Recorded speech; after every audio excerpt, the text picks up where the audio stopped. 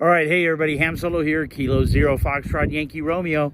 I am in Haswell, Colorado, and as you can see, I am at the Deep Space Exploration Society site where we have the Plishner Radio Telescope here. This is the annual open house for the radio telescope site.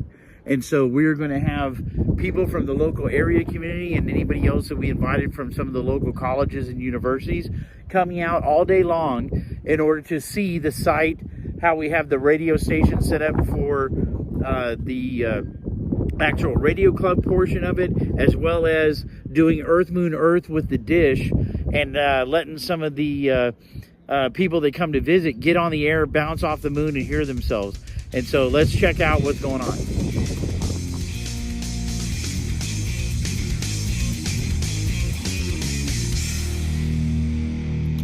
So one thing I do want to talk about is you can see that sun right there over my shoulder. And this is where we have some of the people from the Exploration Society actually stayed here in the campers overnight. And so right now the dish is pointed at moonrise just over the horizon. And of course we can't see it because the sun is so bright. And the problem that you can get into is when the dish tracks and slews across, we'll get an alert saying that we're getting close to where the actual sun is. You can see the reflection right there off of the dish. If that were to be in the center, like the focal point of where the dish focuses, it would melt everything that's up there in the cone, which would be the antenna, the feed point, the transverter apparatus and stuff. And so it usually gives us an alert that lets us know if it's getting too close to the focal point of where the sun is, because we don't want to melt all the feeds up in the cone. All right, so a little bit of background again. You've probably seen the inside of this trailer when we've done the Earth, Moon, Earth contest. But this trailer was part of the original telecommunications system for the other towers that were up in Boulder. And so when 9/11 happened, the Department of Homeland Security and people like that took over the Boulder site and basically had any of the civilian people that were doing things kind of kicked off the site, let's put it that way. And so that's how these people were able to acquire this facility with this telescope. Was they needed a place to go, they still wanted to do their studies, and so they were able to acquire this and get it donated by Mr. Plishner. This trailer was part of their stuff up in Boulder, and so they brought it down, and that's where we've been operating from for the last several years, since they've had this in service, since about 2010 or so. And so that was where all of the stuff was that controlled the dish. That's where we would set up the IC705 and the transverter stuff and the cone in order to do the Earth, Moon, Earth. They had some computers in there that were running the Jupiter lines and the interferometers and stuff. And so that's where all of that was located at. All right, so inside the trailer, if you look at it now, it's actually in a state of basically disconnecting things and moving things. There's nothing really hooked up in here currently other than probably the internet running, and a lot of the screens and monitors are unhooked, and all of that rack right here that looks empty, that's where all of the controls were for the dish. All right, so the new pride and joy is basically this building. This building is going to take the place of that trailer that we were just looking at. This was provided by the Amateur Radio Digital Communications Foundation. And so the Deep Space Exploration Society had applied as a 501c3 for a grant in order to enhance basically our accommodations for the most part. And so moving from that trailer over there that was controlling the dish, we've now swapped into this building that just is getting the finishing touches on it. So there's still a couple things that need to happen inside.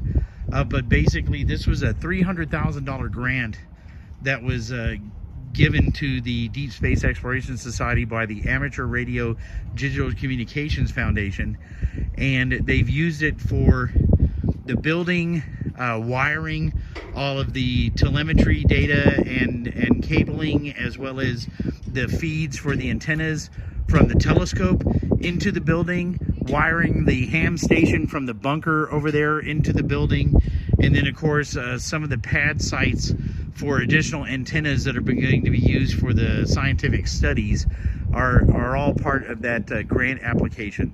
So let's go check the inside out and see what's going on. All right, so this is the inside of the center portion of the building. So we've just come into the center door here, and we're in, basically, this would be a classroom setup. And so we've got tables, we've got chairs, and then behind me, there is a screen projector up here in the ceiling. And then over there, you can see that they're prepping food. That is a kitchen area. And so it has those sliding kind of barn doors that can close off the kitchen.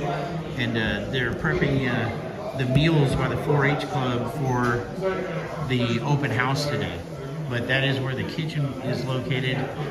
Just off to the side here, there is a restroom facility that includes a shower. So if people are staying here and operating through the night, they would have facilities for themselves, including showers in the morning and stuff like that.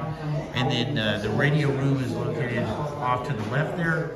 And then right behind me, this is a garage that has a roll-up door, but it's also insulated. Like you can see, the inside of this building is insulated. And so, good setup so far. We'll check out each room as we go into them. All right, so in the radio room now, we got a pretty decent crowd in here because the day. They just switched over to CW. Just to hear the Doppler effect off of the moon. But basically, the operating station, the 705, is right here. This rack that's right behind this gentleman with the brown shirt, that is all the azimuth and elevation controls for the dish itself. So it's all been moved here into this building now. And so right now we're doing Earth, Moon, Earth from the new building with the radio setup and the transmitter up in the cone. For bouncing off the moon.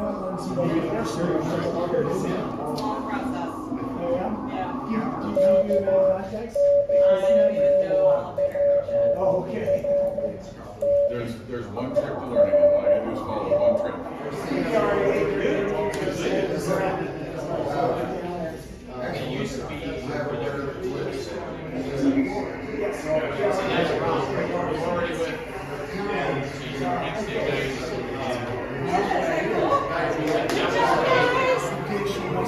All right, so here's the current setup with everything moved.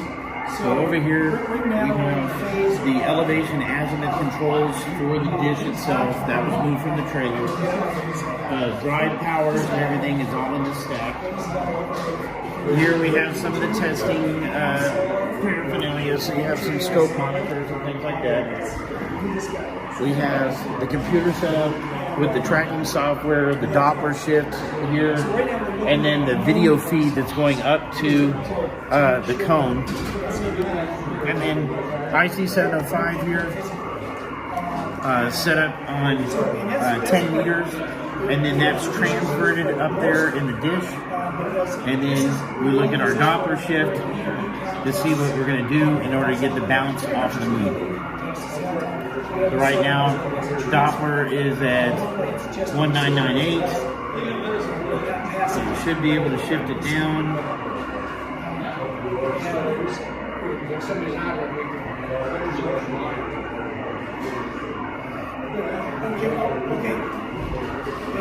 We have it set. It's moving quite fast. I'm already at 1995. Kilo Zero Papa Radio Tango.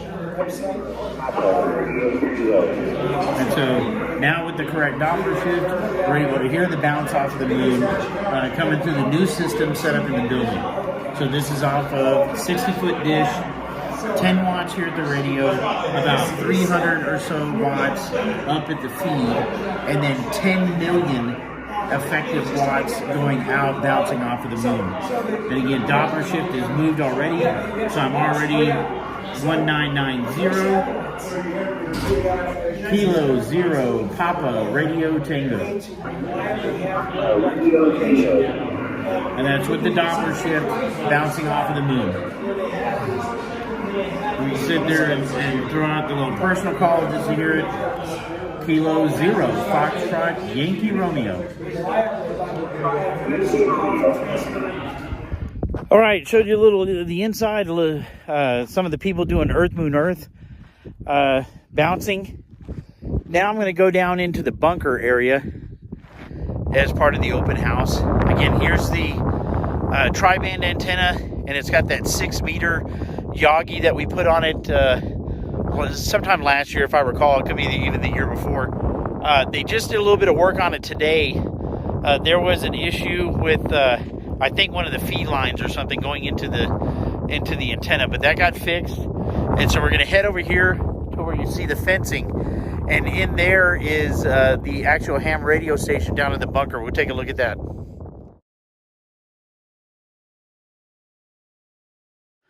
All right, so I've just come down the ramp there I took a picture of. This is the door leading into the bunker.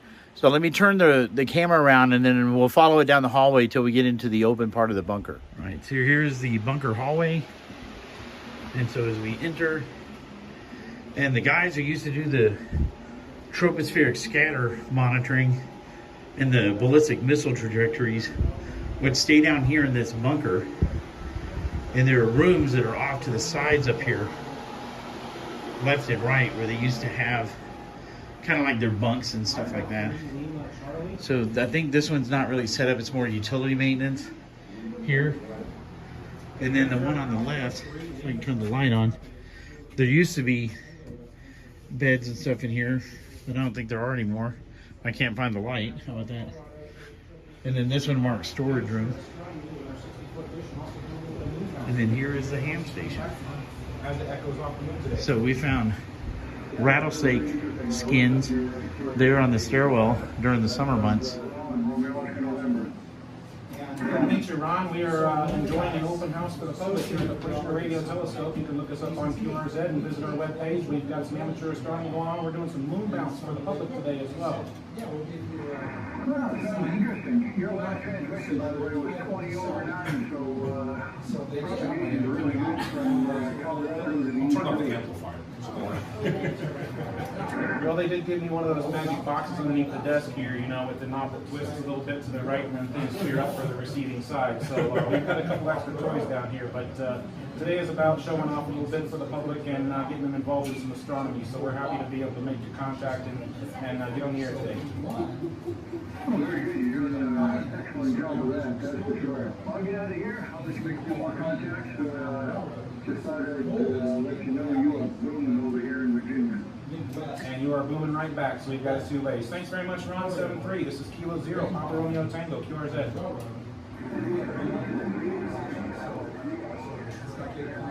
Let's try again. Kilo Zero, Papa Romeo Tango, QRZ. Kilo Charlie 2, Fox Hotel Yankee. Kilo Charlie 2, Foxtrot Hotel Yankee. This is Kilo Zero, Papa Romeo Tango. You are 59 in Colorado. Oh, you're 59 in New York State, Westchester County. Very nice. Deep Space Exploration Society. I've never heard of it, but I've been starting to look it up and find out a little more about it. Sounds like something definitely worthwhile out there, over. It sure is. We're having a very fun time with doing some scientific investigation, some amateur astronomy, and opening ourselves up to the public today so we can get on the air and show them a little bit what we do. They do a lot of radio telescope work, like hunting for pulsars and stuff like that. So it's a really great opportunity for some amateur astronomers to come out here and have a fun time today. Thanks for calling in. No, thank you very much. Yeah, by the way, this is a brand new antenna. You're one of the first stations. 73 and enjoy. Your brand new antenna is doing very well today. We hope you enjoy the nice wide open 10-meter band today. 73, this is Kilo Zero, Papa Romeo Tango, QRZ.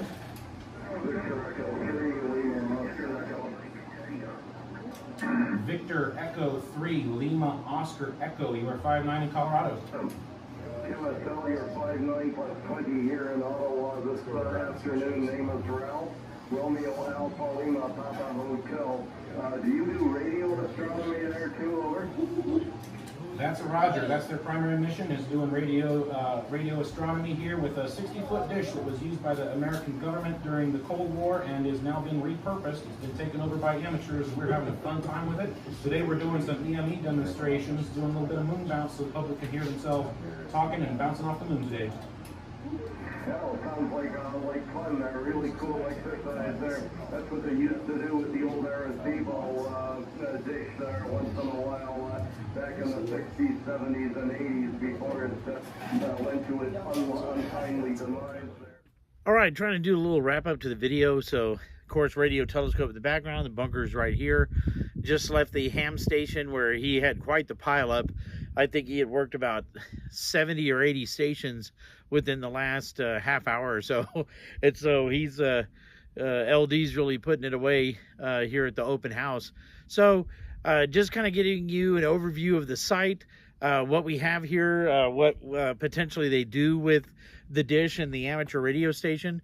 And so I hope you enjoyed the video. This is the open house for the Deep Space Exploration Society 2024. And I'm going to go ahead and say this is Ham Solo K0FYR 73.